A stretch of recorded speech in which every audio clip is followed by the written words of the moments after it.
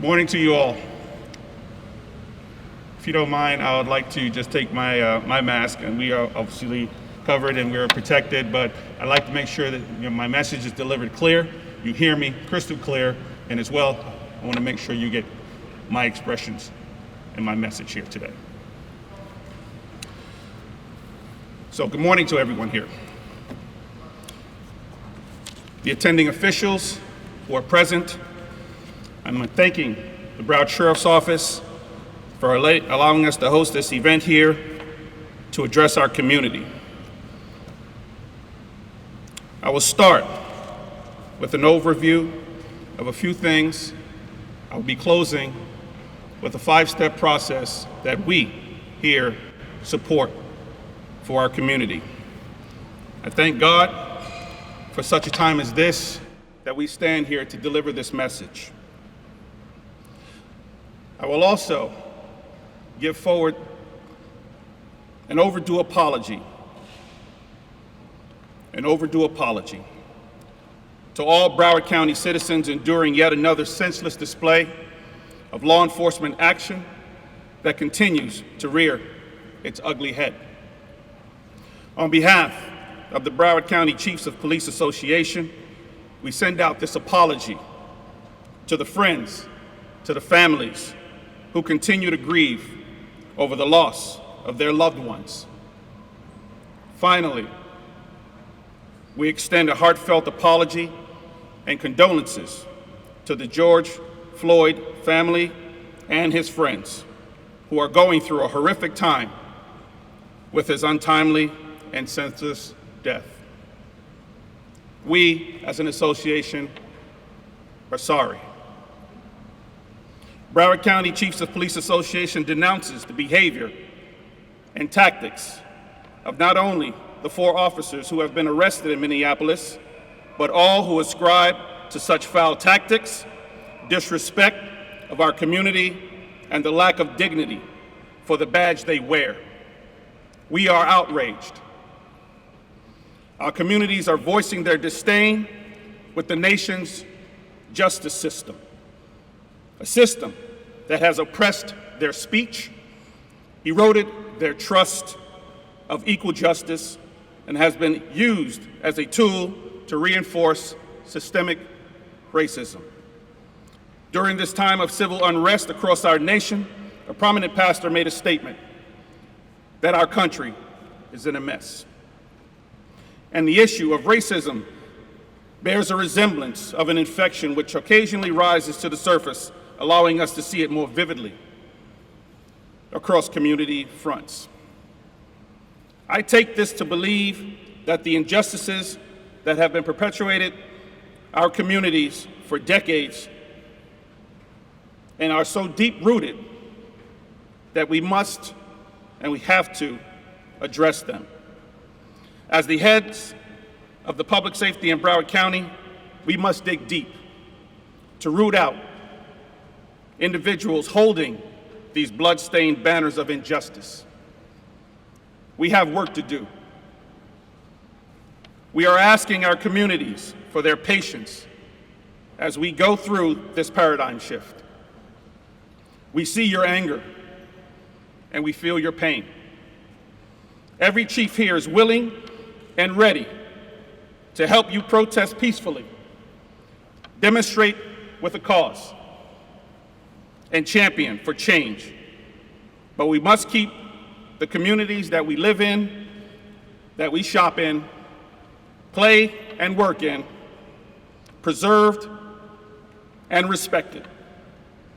Businesses and other community resources that we use should not feel the wrath of your pain through destruction of property and looting.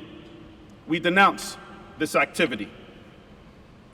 This violent displays erodes the true message of change we wish to see. We are asking our community for understanding. Broward County, I say again, we have work to do. And we must start with the most infamous piece of this complicated puzzle, the eradication of bad cops.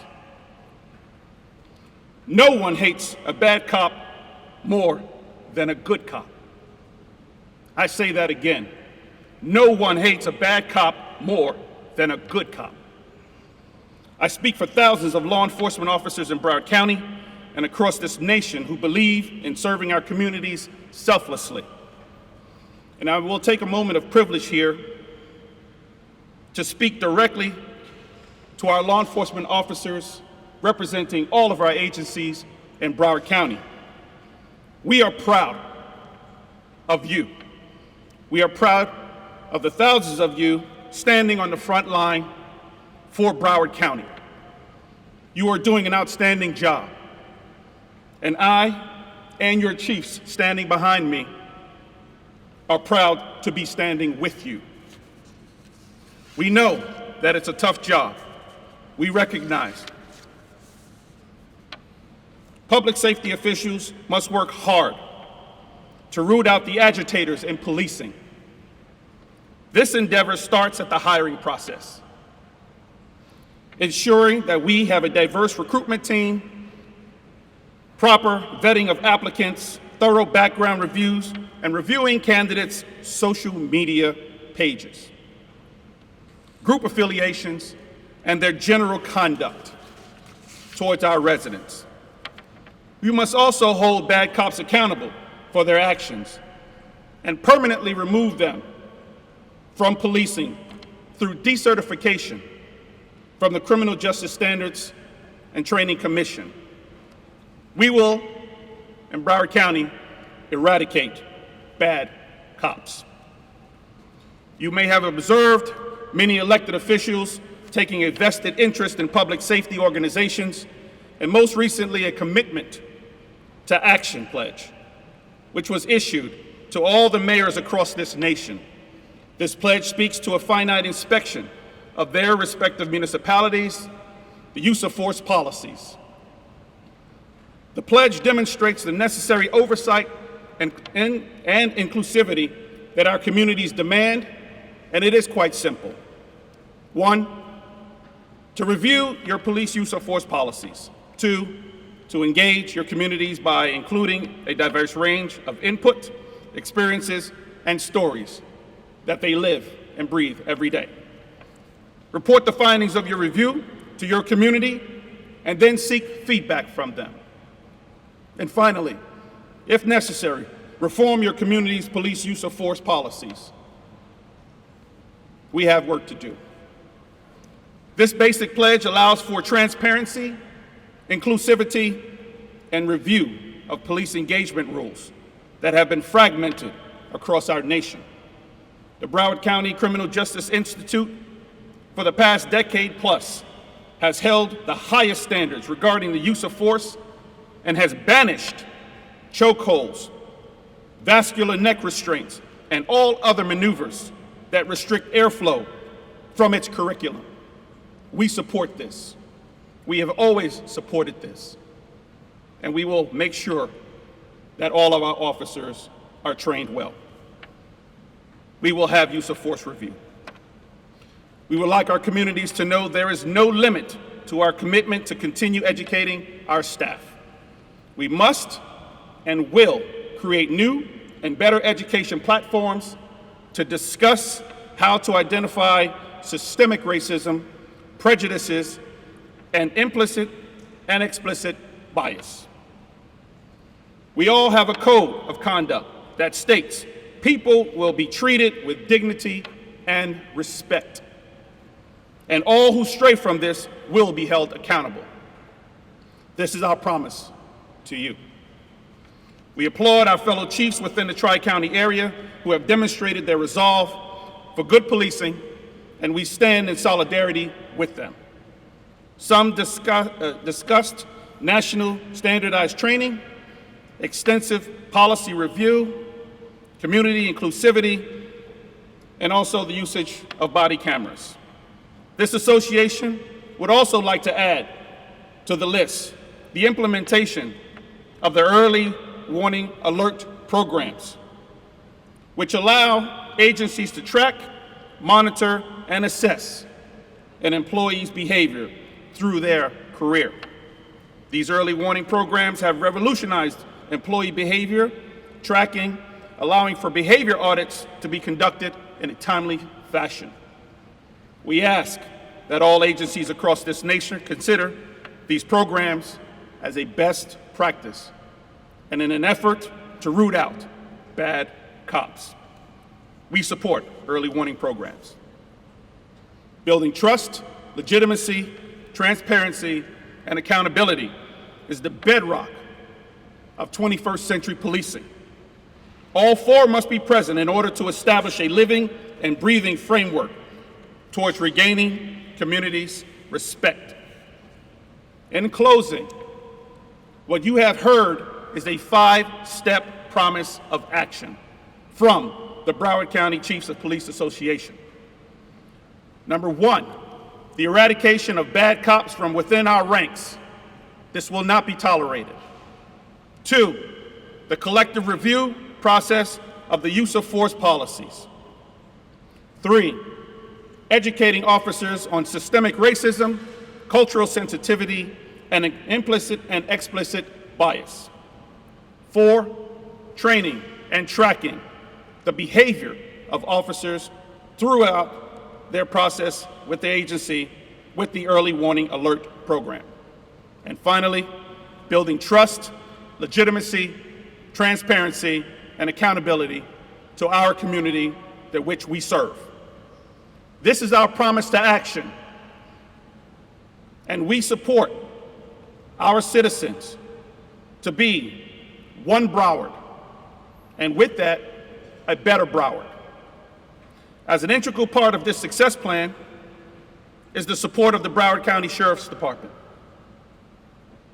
I will allow Sheriff Greg Toney to outline an initiative that we, as an association, support. Sheriff Toney. Thank you, sir. Thank you very much, Chief. On behalf of the men and women of the Broward Sheriff's Office, I'd like to say we are very proud about the key changes that we are about to institute, not only within this agency, but across this entire county. I want to share with the public, once we've recognized this tragedy which occurred in Minneapolis, the dialogue amongst the chiefs of police and myself had increased. We routinely speak about the concerns that are important for this community and how we are going to take forth our public safety initiatives. And it became clear that we were going to have to increase that dialogue and expand our partnerships. One of the key things that we've heard repeatedly across this entire country now is the outcry for better training and inclusion within the community to ensure that we have a clear understanding, as law enforcement professionals have a clear understanding about the real issues between racial discriminatory practices that exist within this criminal justice system. I say the criminal justice system, not just law enforcement, but as well as our corrections and within our courts. But we, as the law enforcement arm of that system, are the gatekeepers. We control the influx of what comes in, and we control those who stay out. And one of the core things that we launched in this agency last year was the idea of creating a racial equity and implicit bias training for all of our law enforcement officers that serve under the Broward Sheriff's Office. But I would be naive and selfish to not consider that that type of training is just as vital for our partners here today and the men and women that they are responsible for leading. And as one of the largest public safety organizations, not only in the county, but in the state of Florida, we are responsible for sharing such training, and we are responsible for leading it. Last year, I invested roughly $500,000 to put forth the development of a racial equity and implicit bias training program that was launched initially by the county. But we were not part of that process, but we are now. And I was proud to hear that the county commissioners and the mayor would supplement that training with another $200,000 so that we can continue to expand this out. But hearing from my partners here today, hearing about their interests, hearing about that they support this initiative, I was compelled to make sure that we not just put up $500,000, but now I'm dedicating $1 million to make sure that this program gets off, that it's launched, and that we are doing it unifiably amongst all of our different municipals and the sheriff's office. This is the only way that we're going to succeed at the first step of mitigating any type of harm to our community that oftentimes starts with a breakdown in communication. One of the fundamental things that we do as law enforcement professionals is communication. It's not chasing people. We don't do that every day. It's most certainly not shooting at people. We don't do that every day. But every single day, we are in contact with some resident in this community, having some form of dialogue. And Broward County is one of the diverse counties in the state of Florida. We have a very high population of Black and Hispanic communities in our county, and we need to understand the plights that truly exist. The plights that truly exist that impacts how we interact with the people that we are supposed to serve. This is step one. Chief Williams had outlined a comprehensive plan of agreement that we are all going to focus on, from policies and procedures, from training, and how we are going to invest continued funds to safeguard this community. So I'm honored that this occurred today, and I'm going to pause for a moment because I see the mayor have come in, but I'm honored that we have taken this initiative together and making sure that no one is excluded from doing the right thing to safeguard this community. Mayor, would you like to come up for a moment?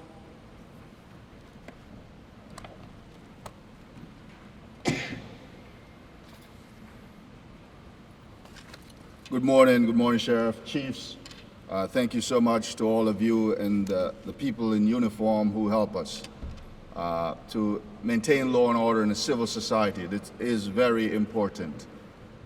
There are systemic issues within our nation, within our community that needs to be addressed that we haven't addressed. And it has led to where we are today. Sadly, it's not just the police fault, and people want to blame the police. We actually give them a badge and a gun and it says, fix the ills of society. Fix the fact that you have in Broward County today 38% of children who are Black living in poverty. The fact that Black unemployment rate in Broward County is twice as much as whites. They are not the judges. Tampa Bay Tribune studies show that if you're Black and you go before a white judge, you're going to get 20% longer sentence than if you're white. In Florida, 15%, almost 16% of the population, let's round it up to that, is Black. Yet 49% of the people in prison in the state of Florida are Black. In Broward County, 65% of the children who are arrested are Black. Yes, there are issues with law enforcement. Let's not pretend it isn't there. We'd be fooled to think it isn't. That is why this training is so important. Implicit bias exists. We are conditioned by what we see and what we learn, even as children. And that stays with us. And unless we unlearn that, nothing changes. So I'm so grateful to have Sheriff Tony as a partner. When we started this program, we asked the previous administration for $25,000. We got nothing. I met with Sheriff Tony and Kim Campbell, our Human Services Director, and I was shocked. He pledged $500,000 right there and then. And now today, he's up in that. $1 million, and I hope that the cities will join and put some money up also and be a full part of this. I'm also hoping that we look to change some of our practices in terms of how we render criminal justice in our community, in our nation. We have a juvenile civil citation program that has been extremely successful. 90+% success rate of kids going through that program, and a recidivism rate that is minuscule compared to when you don't go through the program. Saving taxpayers money, $14+ million to date, and even more if we calculate more recent year. So there are things that we must do, that we can do, and we must seize this moment of turmoil and unrest to really step up and do what we haven't done and address the issues that face our community. As mayor, my goal this year was to build a Broward program called Broward 2050, a vision forward.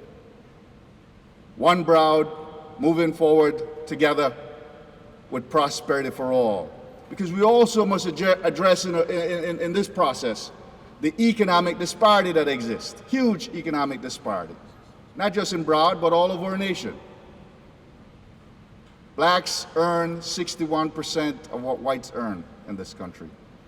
Black net worth is 1/10 of whites. That's serious issues. And it only will be addressed if we really go through this in a systemic way and address those underlying causes.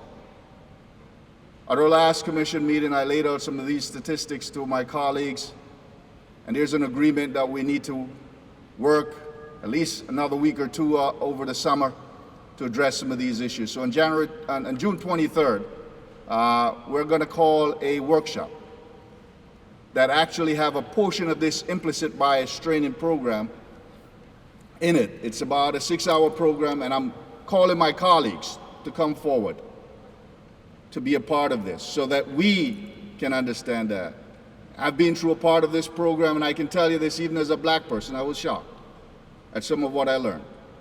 That if you're black and you have a name like Jamal or Lakeisha, and even if you're more than qualified, you send an application in, you don't get an email back or a phone call. That blacks with PhD earn just barely a bit over what whites with high school diploma earns. There's a lot of issues, guys. Community is a lot of issues that we must come together as one and live up to the motto that we have as a nation, E pluribus unum, of many one. We must show that now. Thank you.